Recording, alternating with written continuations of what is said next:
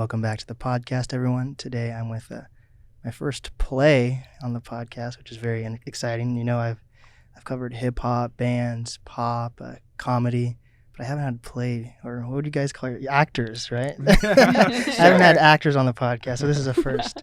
So I am excited for you guys to be here. So let's introduce everyone. We'll start with Trista. Where'd you grow up? Oh, okay. I was born in Rhode Island, Ooh. Smallest and best state. We have a lot of attitude. Yeah, I was raised in New England, and then I went to school for musical theater, and so I've lived kind of all over. I ended up landing in the Pacific Northwest 15 years ago, and decided to stay here. And now all my people are here. My husband and my kids and my siblings and my mom. So wow, yeah. And are you? But Are you an actor and a director, or? Yes, that's what I was going to say. I am an actor sometimes, but in this situation, I'm the artistic director of Centerstage Theatre. We're a small professional theater in Federal Way, kind of tucked hidden away in the woods in Federal Way, and I've been the artistic director for 4 years. And what is an artistic director? The boss. No, I'm the boss. Well, most theaters are run. Many professional theaters are run in a dual. They call it a dual leadership format, where you have an artistic director and a managing director. And so my managing director, Angela, she's my partner in crime. We do make most of our broader organizational decisions together. But basically, to put it simply, she's the money and the finance and the administration, and I'm the artistic and production side. So if it's on stage or backstage or has been designed for stage, it's under me. I choose the plays, I funnel the correct actors to the directors to look at and audition and cast as they see fit. And then if it's money and contracts, that falls under her. So That's kind of what I do. So I get to pick plays, I get to find actors, I get to vet talent, match designers to directors to shows, and I get to do the fun stuff, in my opinion. I agree. Dang, so you're like an A&R kind of. Yeah. That's dope. Yeah, and it's a fun role, and when it comes to developing like community outreach programs and stuff, I typically do that. Ways that we reach out to teenagers and underserved populations and stuff. That's all me. Awesome. Yeah. So Vivian, tell me a little bit about yourself. Where are you from? Yeah, my name's Viviana, and I am from the Los Angeles area, San Gabriel Valley. And I moved up here for grad school in 2015. And so I've been here for 6 years now. And I only recently started doing theater, musical theater, and plays and productions in the past couple of years. Mm-hmm. I was more on the track of, I did my master's in public administration.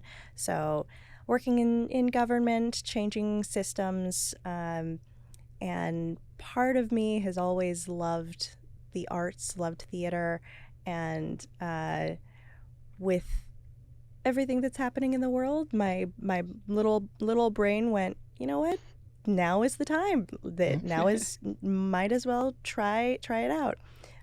So I have been doing that for a couple of years now, and I'm really excited to be part of this production. Hell yeah. Yeah. And is Centerstage the first theater you've been part of, or? No, I've worked with Seattle Musical Theater for a few productions, and I was also with Reboot Theater Company, and I've done some during the pandemic, or I guess the start of the pandemic, because it's really not done. I did a few of their podcasts and a little mini kind of cutting room floor stage production that we did, very COVID friendly aspects, where all of the actors were kind of doing their little sections in parts. So I did some of that, and then we're crossing our fingers for doing a production of Cabaret in the upcoming year. There we go. Yeah. And Joshua, tell me about yourself. I'm Joshua. I was born and raised in Dallas, Texas. None of you guys are from Seattle. That's fine. Yeah. And Transplants. went to college at TCU, Texas Christian University. Go Horned Frogs. And Horned Frogs. Go Horned Frogs. And started doing theater when I was a kid. Actually, my parents initially put me in Kroger and Gap like ads as like a baby. Oh, wow. And then like community theater at like 5 years old. And then I fell in love with it and continued with it. But I currently live in LA, and I'm here doing this show because I love Trista and I love the Panto. What's the We love you. Panto? Oh, It's the show. what is the Panto? Oh, that's the $64,000 question. That really, really is. It's the, I mean, Trista, if I'm explaining this, completely butchering this explanation, please Perfect. help me out. Okay. But it is like a traditionally British, like a British holiday tradition. It's like a style of show, Yep. which is a fairy tale turned on its head, set to pop music with like Monty Python-esque comedy routines and a lot of singing and dancing, and it's fun. It's very Fun for silly. the whole Pretty good. family. So Panto's a genre of play. Yeah. Yes. Okay. Yeah. Panto's so it's Panto. short for British pantomime. Okay. And Joshua explained it beautifully. Yeah, that was really good. This is our 14th Thank you. one. Thank you. Yes. This is our Yes. 14th one. It is kind of it's Centerstage's signature move. Like we're the only theater anywhere near us that does it because it's not an American traditional holiday thing, but it's just what Joshua said. It's basically a twisted fairy tale. You take all those elements and throw them in a blender, and it's one of those great shows where the adults are there catching all the double entendres and the puns and the absurdist humor and the political barbs, and they're all laughing, and those are going over their kids' heads. But then the character that pratfalls is like their kids are in hysterics. And so it's just, I've never met a family who came to see the show who didn't walk out saying, we're never going to miss one of these again. We're going to be here Yeah. every year. So Wow. And you guys are Yeah, doing super Puss in popular. Boots, correct? We are. We are. There we go. Yeah. What made you choose that specific play? actually, the gentleman who directs it and wrote it is he's our British import. He's Oh, been I in the looked States at- for years and years, but he's British. I looked at his And- IMDb. Oh. yeah, He's Vince. been like in stuff. He He's has. the real deal. He's for sure. He did a Norwegian Airlines ad a few years back where they were advertising like flights to Great Britain, and so I would be online and just like up in my sidebar, like Vince would be there dressed as a British Bobby, That's standing in the middle of hilarious. Seattle, whistling and telling people about like Norwegian airline flights. It was amazing. Can he get us deals? Yeah, and we can find it. Yes, please. So yeah, he was modifying traditional pantos like Cinderella, Sleeping Beauty, all your typical fairy tales. And then a few years ago, he said, I think I could write one, instead of taking a script from Britain and modifying it, I think I could write one from scratch. And he wanted to try Red Riding Hood. This was before I was the artistic director, but I was actually in that one. He showed us a picture. I was the good fairy. Oh. Yes. So, so I did that. And then the next year he said, well, I'm going to try to write another one. And he did Beauty and the Beast, and then Rapunzel, and then Robin Hood was our last one, our pre-COVID, and then this one. And then probably we're going to do is start kind of refreshing and recycling, because part of the fun is that it's a fairy tale that the basic structure of, so you're not coming in totally clueless, but then we mess with everything. Yeah. And everything's a fun surprise. Like we don't list the songs in the program because we want you to laugh when we start singing, like a Beyonce or BTS or, a 50s medley. We want that to be a surprise for the audience. Oh, That's so part of it's, the fun. so it's songs people know. They're not Yeah. like, Yes. Okay. Uh-huh. Yes, Popular yes. songs. Yeah. and Our Act One, I don't want to spoil this year, but our Act One medley last year was like Backstreet Boys, Destiny's Child, Hanson, NSYNC, and Spice Girls. Uh, All like Beautiful. from like our childhood. Yeah. It So was so great. much fun. So great. Yeah. Childhood. Yeah. and you It guys was all have like- to. Oh, what were you saying? My bad. No, that's why I was just. It was paradise for those of us that always wanted to be in a boy band. oh, that was literally about to say, letting my Yeah. 90s boy band Yeah. dreams come true. Damn. Yeah. So you guys all need to know how to sing then, or? Oh, yeah. Hell Oh yeah, these two can.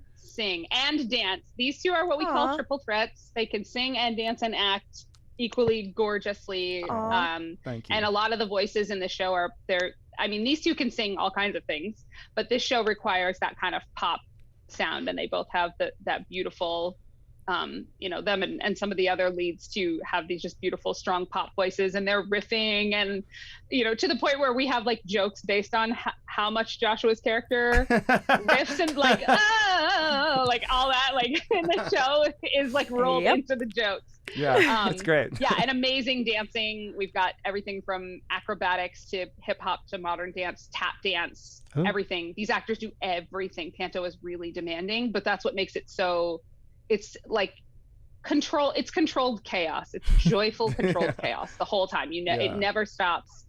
I was laughing so hard in rehearsal the other night. I had tears coming out of my eyes. And like, I read this script, I already knew, you know, but the way they own it is brilliant. Yeah. How long were you guys like rehearsing for this? 5 weeks? Yeah. I think we've been rehearsing for 5 weeks, and we open on... Feels like is like confusing in this time period. Yeah. It's on the 27th or something, right? Yes. We are opening Yeah. this weekend. 27th, yeah. Oh. Yeah. Oh, wow. How many cast members are there for this? 13? 13. Oh, yeah. dang. How did you I just, counted know that off the top of your everybody head? Oh, did you? Okay. I did. Oh, shit. I'm strange. And what are your guys' roles in the play? I play Will, the cat's owner, who is, I don't know how much to say, who's taking over a mill at the beginning of the show, but, you know, in Panto fashion, a wrench gets put to those plans, and then craziness ensues. Yes. And I'm the princess. Oh. So, yeah. Wait, So, love interest. Is there Shrek in this? Shrek. I wish. I mean, I wish Shrek made an appearance in this. there's not Shrek in it. There's always like there's always magic and things like, you know, there's always a good fairy and a bad fairy. And so typically the bad fairy is trying to like take over the world. It's very like, oh, what's the bad guy up to? Trying to take over the world, because that's what they do every year. And has an evil minion. Exactly. Has a little minion, all that kind of classic stuff. And then she goes after Will and his mill that he has that feeds the whole town. And then in comes the magical talking cat, but we can't tell you how, because that's part of the fun. But the magical talking cat kind of tries to help, you know, Will get a love interest and save the mill and all that kind of stuff. And like Joshua said, it all goes awry before it all gets better. So Will's the lead then, or how does it? Sure. Yeah, Yes, we'll go with that. Just say it. You're the star. It's fine. I mean, if you say so. It's Will and Puss. Both of them are the main kind of duo that are working through and battling through all of the challenges that they're encountering. I guess really at its heart, it's a buddy comedy. It's these two besties trying to, you know, rid their town of this evil fairy. I was like to say evil queen, but she's not a queen. She's not. Okay. She ain't no queen. She's no queen. She wants to be. But it's an ensemble piece, which is what's fun, because Viviana's role is also very large, and she has scenes and moments entirely to herself, and the evil fairy's role is very pronounced as well. She has some huge moments and a huge solo song at the top of Act 2 that is phenomenal. Oh my gosh. Super good. She sing her voices. How many acts are there? Two. Okay. Mm-hmm. Yeah. How long does that make it then? How long is an act? Depends, right, or no? Yeah. Yeah. Depends on the show. What do you guys think? You have a better gauge than I do. Whoa. I don't know how long an act is. We're still timing things. Yeah. But typically the first acts in general are longer than second acts. Yeah. In most theater, just because a lot of the first act is setting up all of the plot, setting up the challenges, and the second act is everything is all of the bows are being tied, all of the I's are being dotted, T's are being crossed, and things are ending. So it usually has a faster pace in the second act. Yeah.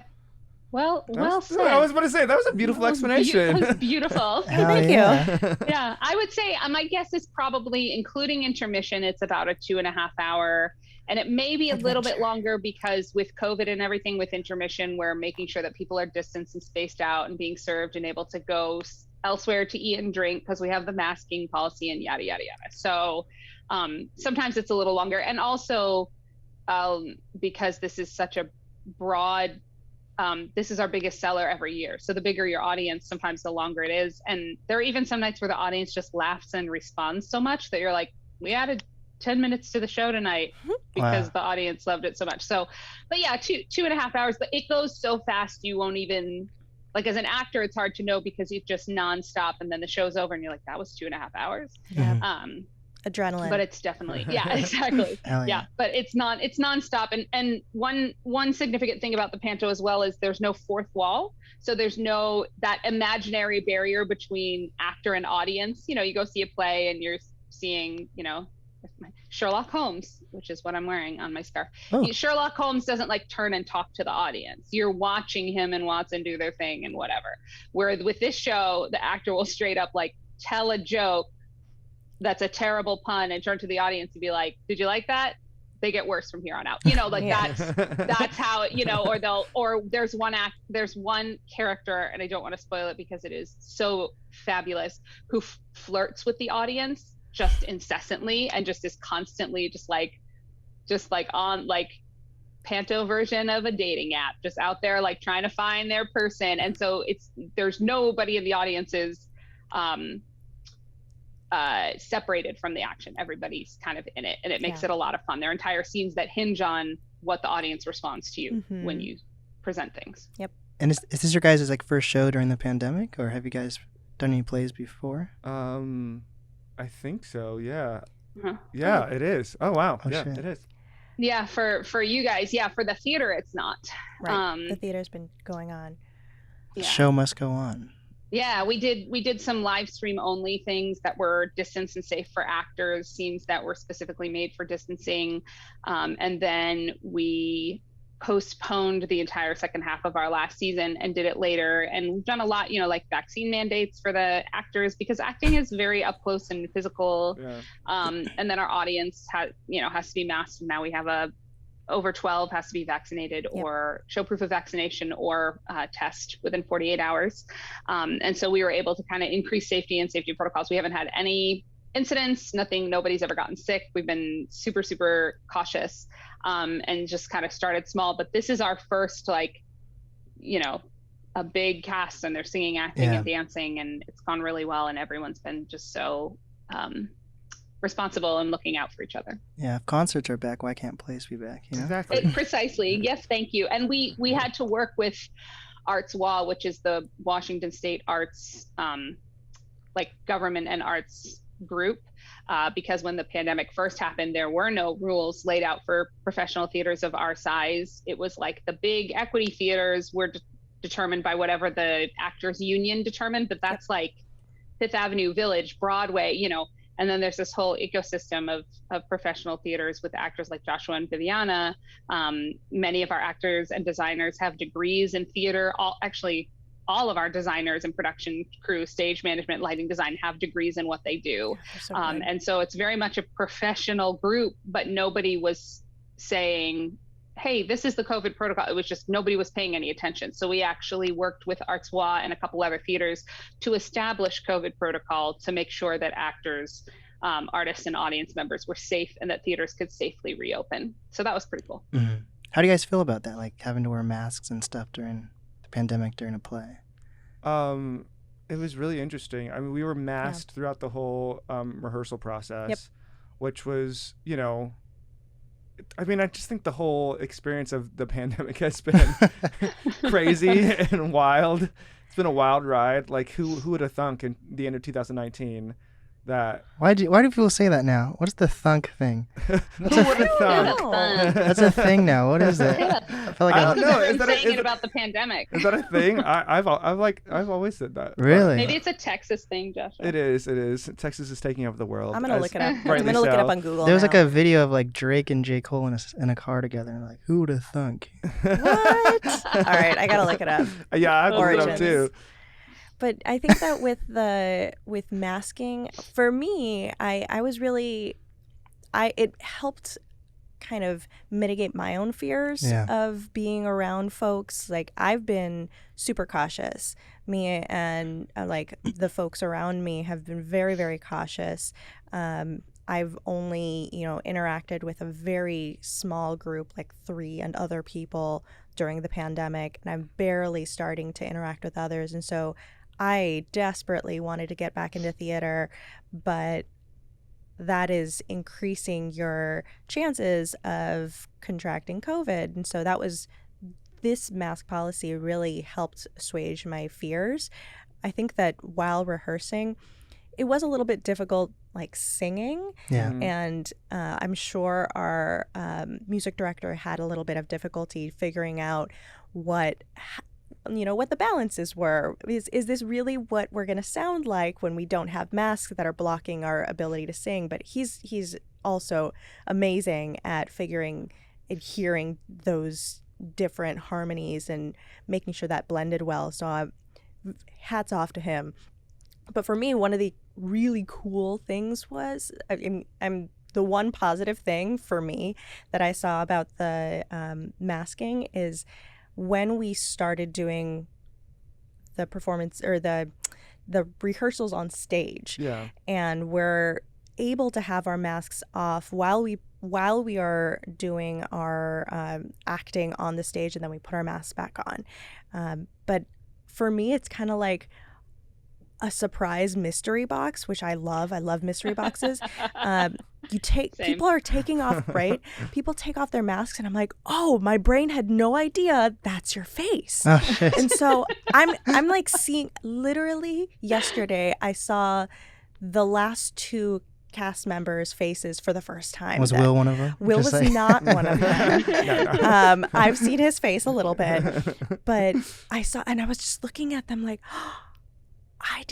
my brain didn't think that's what you looked like, but that's what you look like. And it's just like, it's wild. Damn. Yeah. I've known you now for like 5-ish weeks, and I don't know who you are. It's just, Damn. but yeah, I thought, to me, I was just having just some weird moments where I'm staring at people and they're looking at me like, what's wrong with you? I'm like, I just see your face now.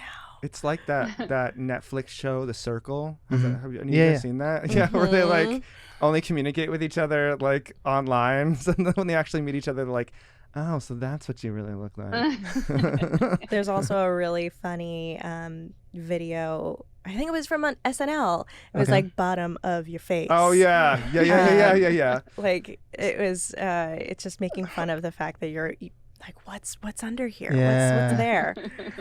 But that's how I was like, that's not a thing. That's my brain is smart enough to add up what you see here and make up what the difference. Yeah, no, you would think. It's not. You'd thunk. You would have thunk. I had a thunk, but I had a thunk wrong. But Mike being is in on trend now. Yeah, there we go.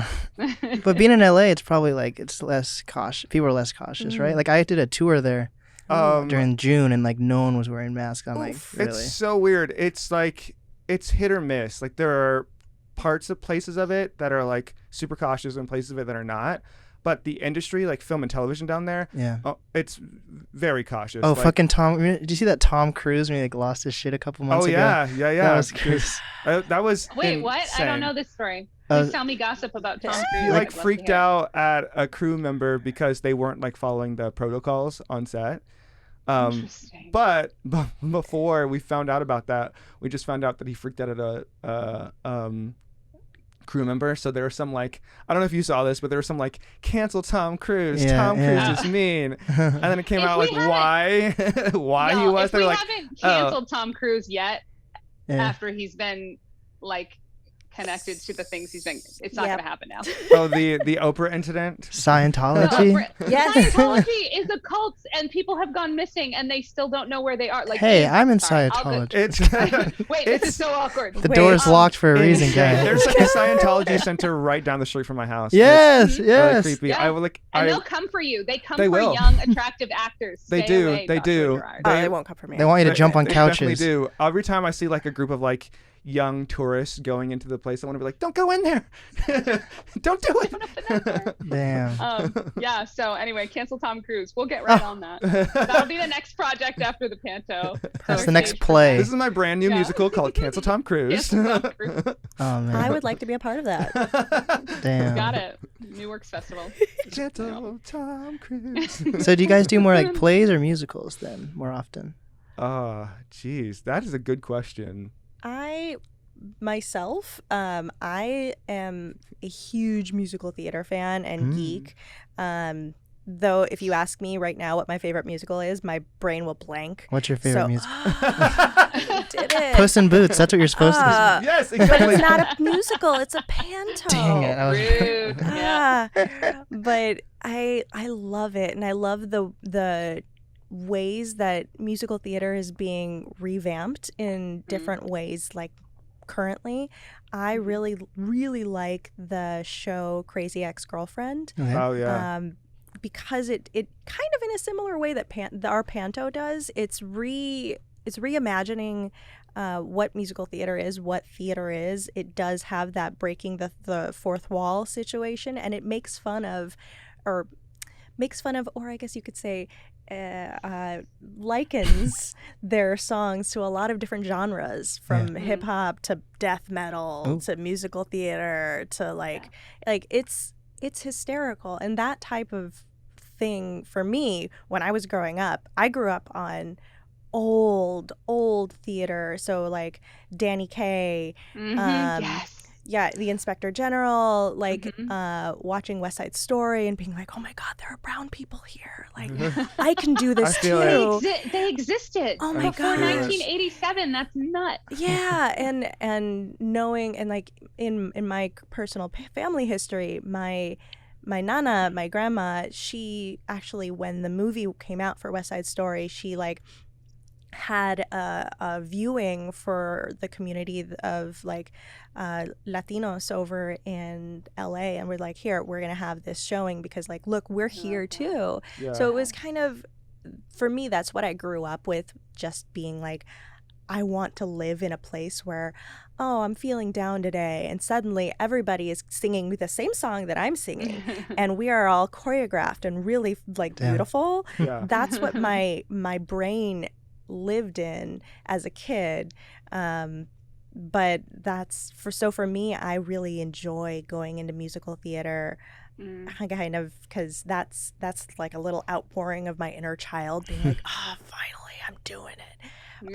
The actual reality of it is a lot harder than my inner child thought it was. It's like, oh, we all know it and we're all just amazing dancers. It's like, no, that's not the case. It's a little bit of work I guess involved. you gotta practice. I guess we rehearse first or whatever. So. But yeah, for me, I'm more in the musical theater realm, but I've done a little bit of straight play theater acting too.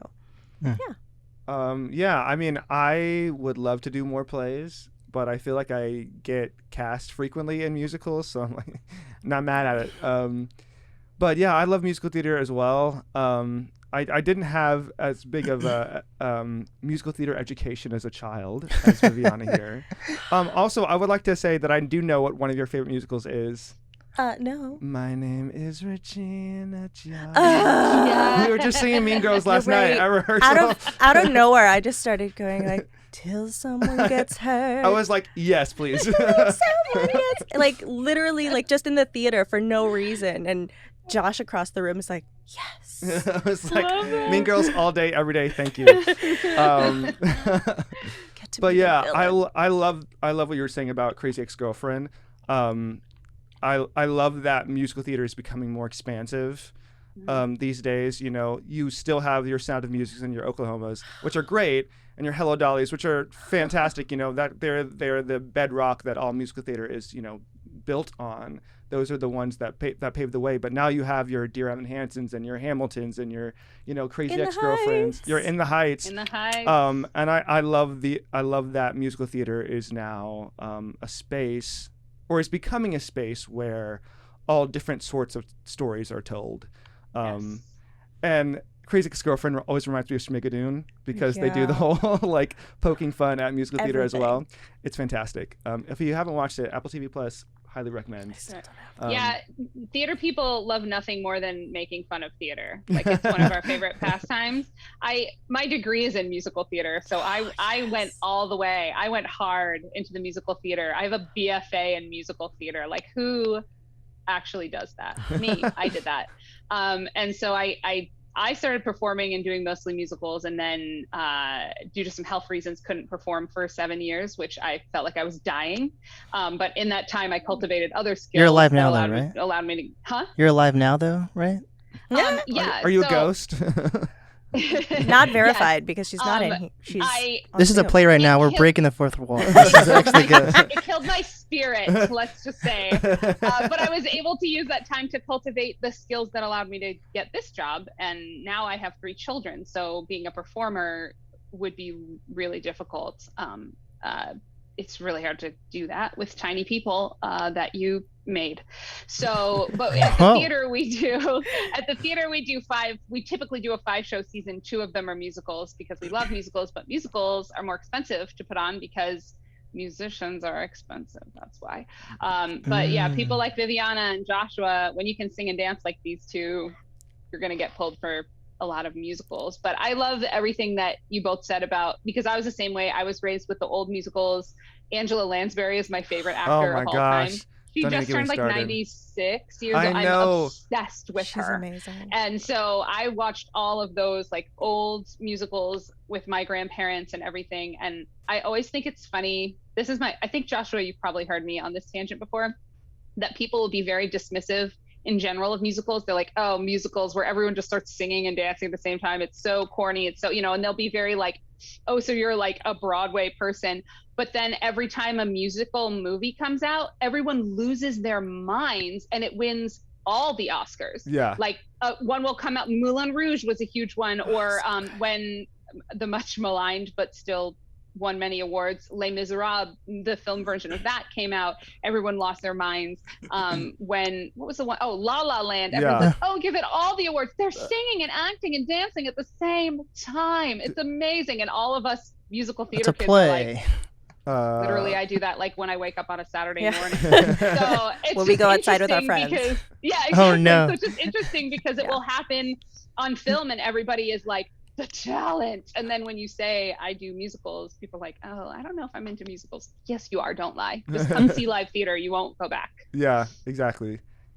So how do you break into like the acting scene as like in theater? Like for like an up and coming artist, they usually have to work with a specific producer or get their song heard on Spotify or something like that. What are the steps for theater though?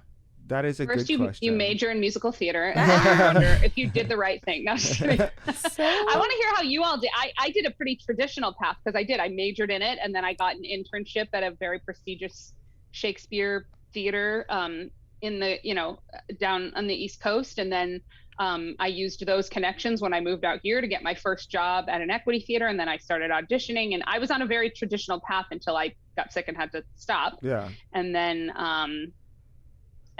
I just ended up wearing all the hats so that I could stay involved in the arts. I coached, I directed, and now I do this. So, but until the point where I had to stop, my path was as like prescriptive, I guess, as it can be, as far as like, then you go to school for it, and then you do the internship and da-da-da. But I know that's not the same as y'all's stories, so. Yeah.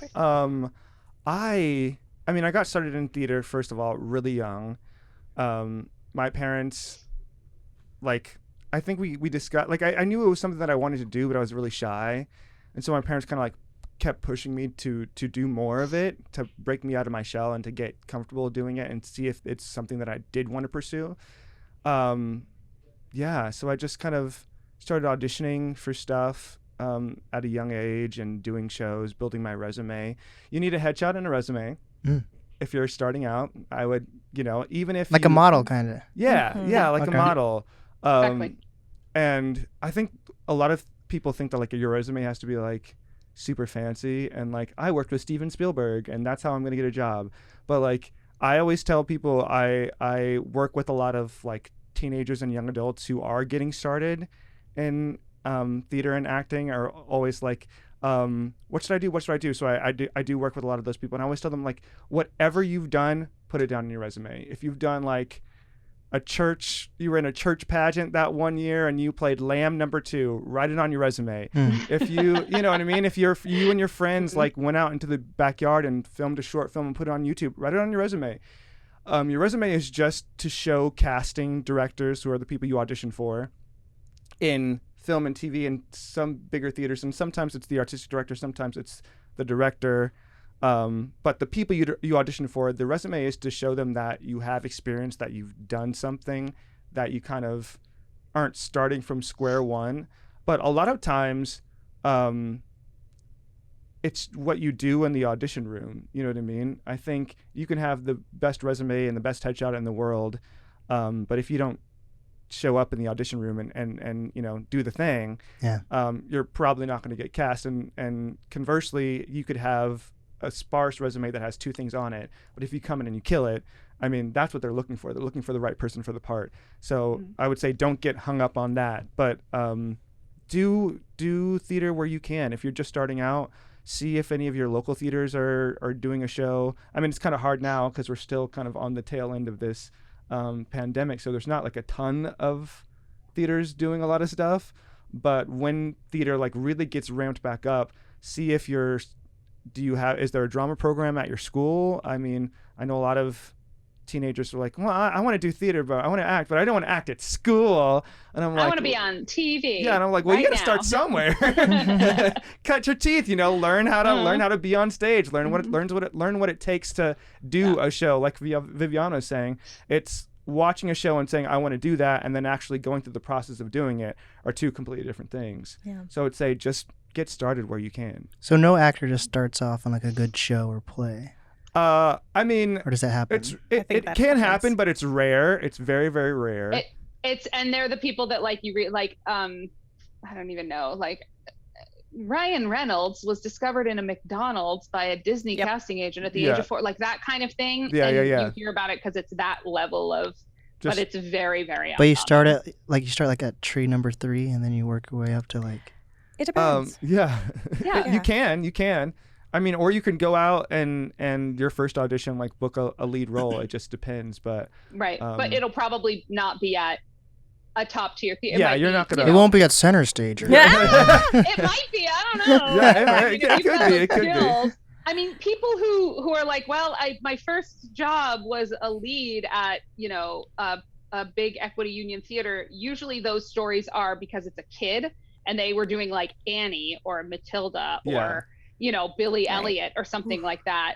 And then for Billy Elliot, you need a passably 11 to 13-year-old boy who's an insane dancer and a triple threat. There's a good chance that kid hasn't done a lot of theater before that. And so they may land that. But for somebody coming out of college, it's not impossible, but it's like how like my kids, my 6 and 9-year-old want to be famous YouTubers. It's like, oh, okay, we'll get right on that. Like to them, it's like, I make a video and then everyone will watch it and I'll be a famous YouTuber. Right. Like, sure. So it's kind of like that. And it's a lot of who you know as well. Yeah. Just like music. Yeah, just exactly. Like music. Precisely. It's just like in the arts, because Joshua comes to me with a resume dating all the way back to when he was a baby. Like he said, Viviana had a much smaller resume, but I knew people. I know, but I knew people on that resume. So she completely killed the audition. And then I looked at her resume, and it's less about me being impressed with the roles she's played and more about, oh, I know Reboot Theater. I know their work. Oh, I know Harry Turpin. I can text him and say, tell me about Viviana Garza. And if he says she's a dream, I'm like, great, I'm sold, So that is really, for someone in my position, my directors cast their individual plays, but they can only cast from the actors I put in front of them. So that's how I am able to, gatekeep a little bit, which sounds awful, but I am responsible ultimately for what's on our stage and for keeping a certain level and a certain professionalism and quality on our stage. And so in order to do that, I need to put people in front of the director that I know are the right fit. And it's scary to put people, like I didn't know Viviana before this. For all I know, she could have been a nightmare to work with. And I could have thrown my whole production into a complete chaos because we've got this diva princess. Who would have thunk? Exactly. Who'd have thunk, as Drake would say. And so being able to check that and have somebody I trust in the industry say, oh no, you're going to love her. She's a dream. I'd work with her all the time if I could, blah, blah, blah. Then that makes me go, oh, okay. All right. And that's how we end up with great experiences. So that people like Joshua say, I'm going to come back and do my third panto. Right. Because I know I'm going to enjoy it. Hell yeah. Yeah. And I think exactly as Trista was mentioning, on the opposite side of that kind of gauge, I don't have a huge resume. As I mentioned before, I've only been doing this for 2 or 3 years. Wow. Yeah. And not that I haven't, as I mentioned before, loved musical theater, been singing and dancing my heart out. I was a kid who liked to do a lot of things. So I was doing ballet, tap, jazz as a little one. And at the same time, I was doing all-star soccer, all-star softball, and actually that was the reason I stopped doing ballet, is because my ballet teacher at the time said a very mean thing about my mom in front of me, and I went to her into her face and said, "We are never coming back here again." And so she ended up calling and apologizing multiple times, but I never went back there again until I was 21. And she's like, "Oh my gosh, you're back." And I said, "Yeah, because you're the only ballet place that I know of right now. So, but I'm 21 and I've missed all of my years learning ballet properly, but it's fine." But yeah, I did musical theater in high school, usually was cast to do ensemble roles because I was always really scared of being loud. And I think that's a thing for a lot of women, but also women of color, being told kind of oh, okay, you need to be silent, you need to be polite. So I really loved singing so much. I loved dancing. And so that's something that I worked on the side. And then also I had family obligations of focusing on academics and really charging ahead so that I can help lead my community, work on equity work, and make sure that I'm making the place that I am as better than where how I found it. And I was told that I couldn't do that by pursuing the arts. So, which I don't think is correct, but that was what I was told. So I, on the side of going on one path, always I was okay, I can take some dance classes. I can take a voice lesson or two. I was always in the car singing the Beyonce's Halo and being like, if I were a boy, trying to do my best to be me at the same time as pursuing something that was driven from something external to me. Yeah. So once a few years ago, right before the pandemic, a year before the pandemic, I decided, this is the one life that I'm living currently. I want to try to take this and move forward. So I decided to be more serious about dance, be more serious about taking voice lessons, and wrote up a tiny, tiny little resume. So the one that even Trista saw is way bigger than what I had. And it was mostly I had an a cappella group in college. And I did that. I taught myself beatboxing. Those, yeah.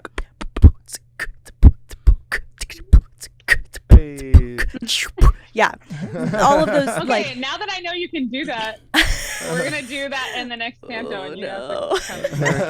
Anyway, but it was in a competition jazz dance group.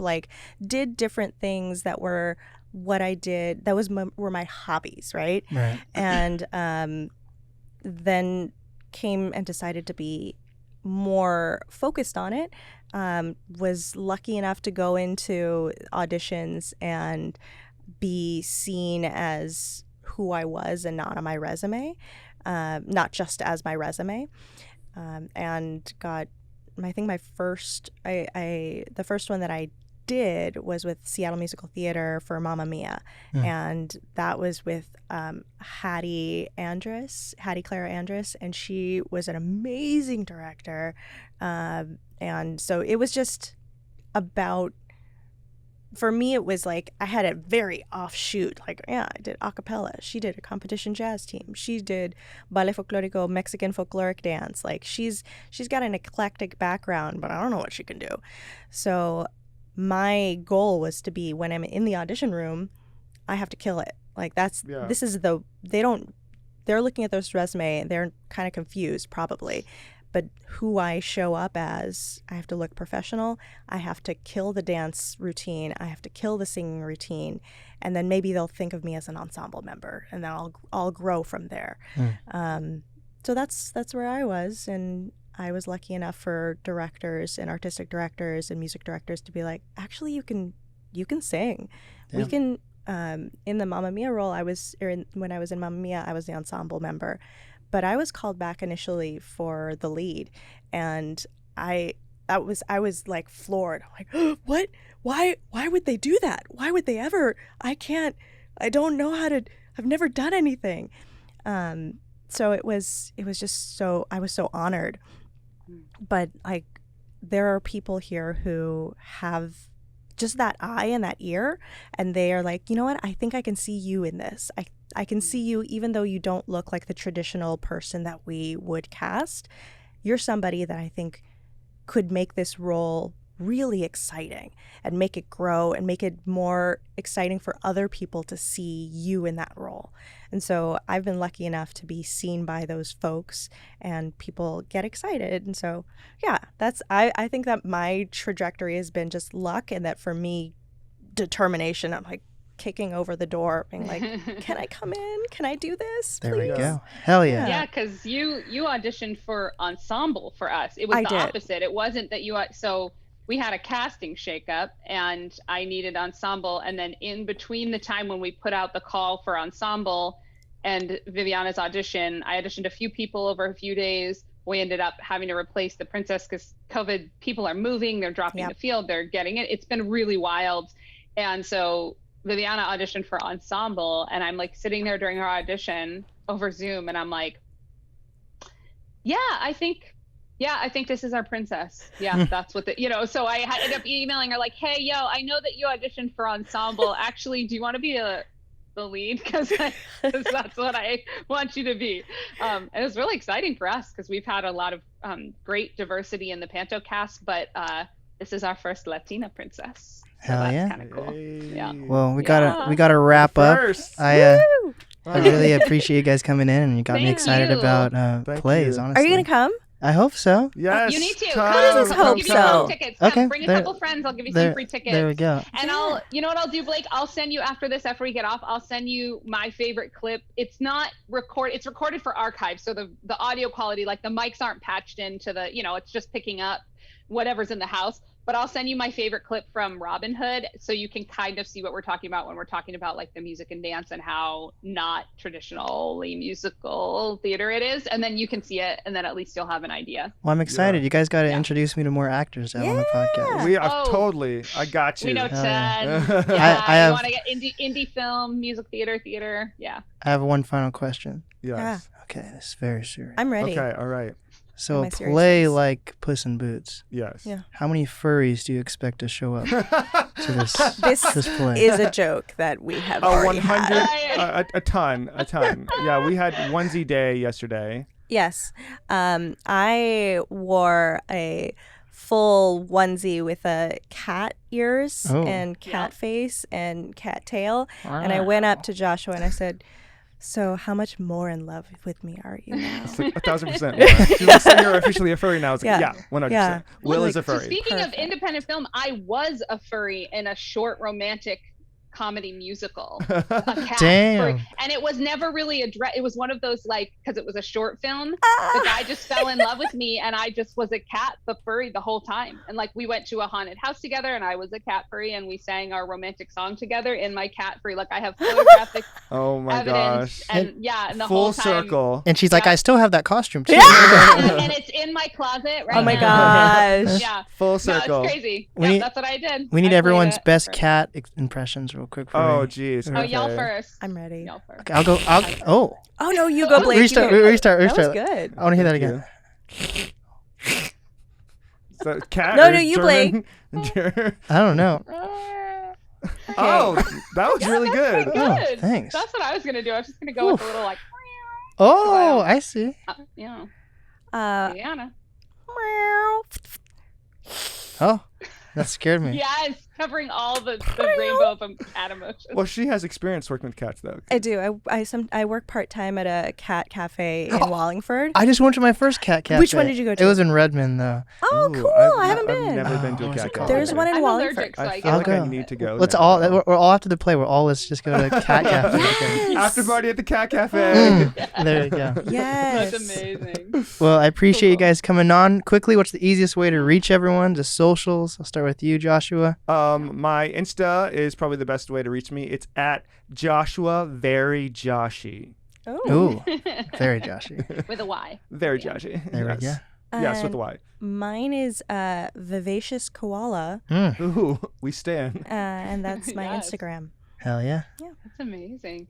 Well, ignore me personally. Just find the theater because actors are more fun than me anyway. But we're at Centerstage_Theatre on most of the socials. Some of them were Centerstage Theatre_FW. But on Facebook, we're Centerstage_Theatre, and we put like all of our stuff.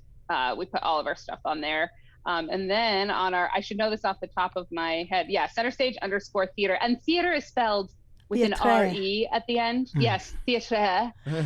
But all of our stuff is on Insta and Facebook. So if you're on there, you really won't miss anything that we have going on.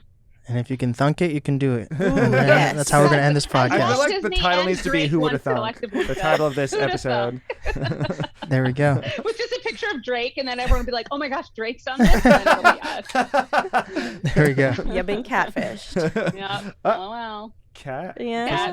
Oh my gosh. It's perfect. Well, Perfect. I appreciate you guys again, and Yes, go thanks. check out the play. Wait, how long is it running again? Until 4 weekends. So December we 19th open is on the November 27th, and we close on December 19th. I think Yeah, it is, 19th. a Sunday. Mhm. Yeah. there we Yep, go. so 4 weekends. We go Friday at night, Saturday 2 p.m., Saturday 7 p.m., and then Sundays at 2 p.m. So you got 4 chances every weekend. And I guarantee if you come to this show, especially if you're over 21, and you grab yourself a liquor drink in the lobby Oh, or a beer, I'm and you down. go in and you watch the show and you don't have the time of your life, I will personally refund your ticket. You're gonna love it. Yeah, honestly though. Yeah, Like you for really real. will. Agreed. Get lit and watch Puss in Boots. It, The Yes. best. it is the best way. It is the best way. That's what I'm saying. There we go. Well, thanks so much, Blake. Hell You're- yeah. You're awesome. Yeah, thanks Thank you for so having much. us. Thank you, Peace. Blake. I'm happy we could do this.